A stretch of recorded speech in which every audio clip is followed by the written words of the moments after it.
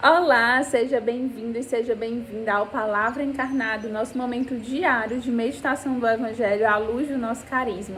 Hoje é terça-feira, dia 17 de dezembro, nós estamos na terceira semana do Advento e nós vamos hoje meditar o trecho do Evangelho que nos fala sobre a genealogia de Jesus Cristo, filho de Davi.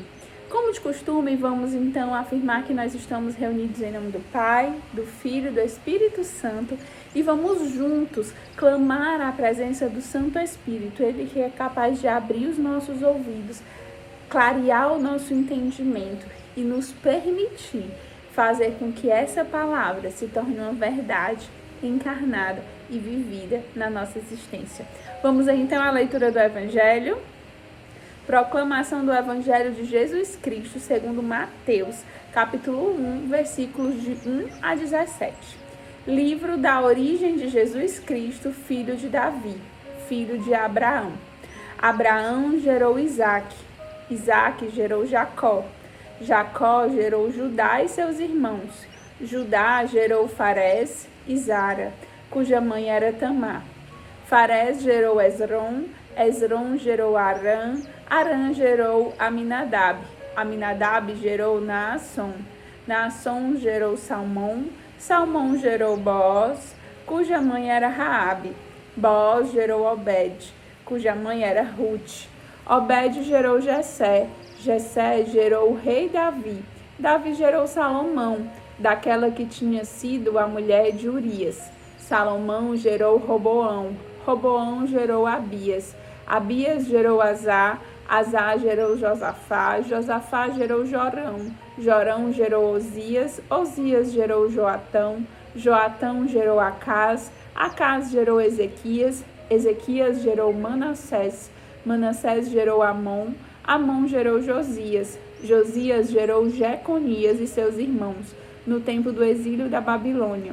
Depois do exílio da Babilônia, Jeconias gerou Salatiel, Salatiel gerou Zorobabel, Zorobabel gerou Abiúde, Abiúde gerou Eliaquim, Eliaquim gerou Azor, Azor gerou Sadoc, Sadoc gerou Aquim, Aquim gerou Eliúde, Eliúde gerou Eleazar, Eleazar gerou Matã, Matã gerou Jacó, Jacó gerou José, o esposo de Maria, da qual nasceu Jesus, que é chamado Cristo.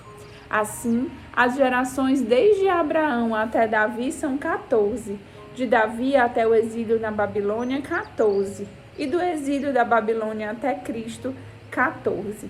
Palavras da salvação, glória a vós, Senhor. Então, meus irmãos, esse é um evangelho que muito provavelmente você já escutou, porque quando nós estamos na celebração que ele é lido, né, chama bastante atenção, porque é um texto, digamos assim, repetitivo, no sentido de falar 14 gerações, mais 14 gerações, mais 14 gerações. E ele vai falando da genealogia de Jesus, ou seja, da herança genealógica de Jesus. Quem foram aí, né, os pais, os avós, né, de qual geração veio Jesus. E uma coisa importante, né? O Evangelho fala nome por nome. A gente não vai conseguir aqui aprofundar na história de cada um desses nomes, mas com certeza você sabe que aí, nessa genealogia de Jesus, existem pessoas boas, mas também existe muita coisa ruim. Existe traição, existe adultério, existem prostitutas, existem filhos fora do casamento, existem pessoas injustas, existem pessoas que não foram éticas ao longo do tempo, que mentiram, que enganaram, existem pessoas poderosas, existem pessoas pobres, existem pessoas fortes, existem pessoas fracas, e assim também, muitas vezes, é a nossa genealogia, é a nossa família, né? E o evangelho de hoje, nesse tempo de advento, de preparação para o Natal, ou seja, o Natal é essa novidade, é a chegada do menino Jesus, é um tempo de recomeço, né? O início do ano litúrgico, com esse advento, é um tempo oportuno mesmo de a gente mudar, de a gente pensar, e talvez você olhando para a sua história, olhando para a sua família, para a sua árvore genealógica, você identifica muitas coisas ruins, muitas coisas fora do lugar, muitas pessoas que talvez para você não são referência, né? E aí eu queria te convidar hoje a fazer um exercício, né? De amar a sua história, apesar das dificuldades que ela possa ter. A sua história, os seus pais, os seus avós, os seus bisavós, os lugares de onde você veio, por onde você passou, eles fazem parte da sua história. Amar a nossa história não significa que a gente vai achar que ela é maravilhosa e a gente vai desejar voltar aos lugares de onde a gente saiu.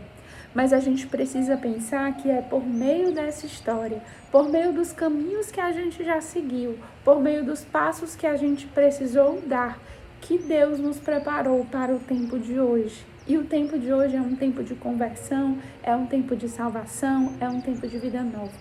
Então, neste momento, neste Palavra Encarnada, faça uma oração. Agradeça a Deus pela sua história. Agradeça a Deus pelas gerações que vieram antes de você. Por mais que elas tenham coisas difíceis, por mais que problemas na sua família tenham levado você para as ruas, por mais que problemas na sua família tenham deixado você com alguma questão de saúde, alguma questão psicológica, algum trauma, algum ressentimento, alguma questão social, profissional, financeira. Talvez você tenha marcas da história da sua família, dessas gerações que vieram antes de você. Mas faça um movimento, um exercício, uma oração de agradecer a Deus. Porque são todas essas tramas da nossa história que nos trouxeram até aqui. E lhe trouxeram para um tempo oportuno, em que com certeza você está buscando Deus. Você está aí na casa de acolhimento, você está num grupo de acolhida, você está ouvindo esse Palavra Encarnada no carro, no trabalho, em casa. Você está buscando a Deus e Deus quer falar com você, te fazendo esse movimento de agradecer pela sua história. Você não precisa amar, você não precisa voltar ao que era antes, mas agradeça a Deus que te trouxe até aqui. E na história de Jesus é muito interessante dessa genealogia de Jesus, porque ele vai falando que um gerou o outro, um gerou o outro, um gerou o outro, e aí no final ele fala, Jacó gerou José, José o esposo de Maria, da qual nasceu Jesus, né? José nem gerou Jesus, porque a gente sabe que ele é o pai adotivo de Jesus, mas ele fez parte dessa história de salvação. Então José, com toda a sua pureza, a sua santidade, o seu desejo do céu, ele causa uma ruptura nessa história e nessa genealogia. Se a gente conta os anos em antes de Cristo e depois de Cristo, quem dirá uma geração, né? Essa geração, de fato, ela se transformou, essa genealogia se transformou de antes de José para depois de José. Depois de José passa a ser a genealogia aí de Jesus, né? Assim, a família de Jesus, do Salvador. E nós também podemos ser esse lugar de ruptura na história da nossa família. Talvez se a sua família só tem coisas boas, maravilhosas, que bom. Você vai ser também essa continuação. Talvez você vai ser uma ruptura para que a sua família seja mais santa, mais unida. Mas se a sua família tem muitas mazelas, muitas coisas ruins, muitas pessoas, né, assim, que precisam de conversão, você hoje está sendo chamado a imitar São José e a ser uma ruptura na sua história, a ser tão santo, tão santa, tão desejoso do céu, que a história da sua família pode ser transformada depois do seu testemunho, depois da sua presença, depois do seu amor. Nós precisamos ser esse sinal de salvação para a nossa família, para gerações que passaram, para gerações que estão, para gerações futuras. As pessoas, elas podem falar muito, mas é o que a gente faz, o que a gente vive, como a gente vive, apesar dos nossos erros, que vai de fato arrastar as pessoas. Existe, né, aquela máxima que as palavras, elas elas convencem, né? Mas o testemunho, ele arrasta.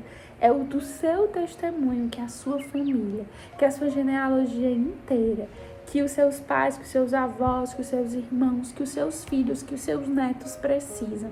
E é preciso começar agora. O tempo do advento, como eu já falei, é um tempo oportuno. A gente está pertinho do Natal, está chegando o Natal. E o que nós precisamos transformar no nosso coração para que o menino Jesus nasça? O convite de hoje, ele remete ao passado. Olhe para o seu passado, olhe para a sua história. Agradeça a Deus, mesmo pelas coisas difíceis, porque elas te trouxeram até aqui.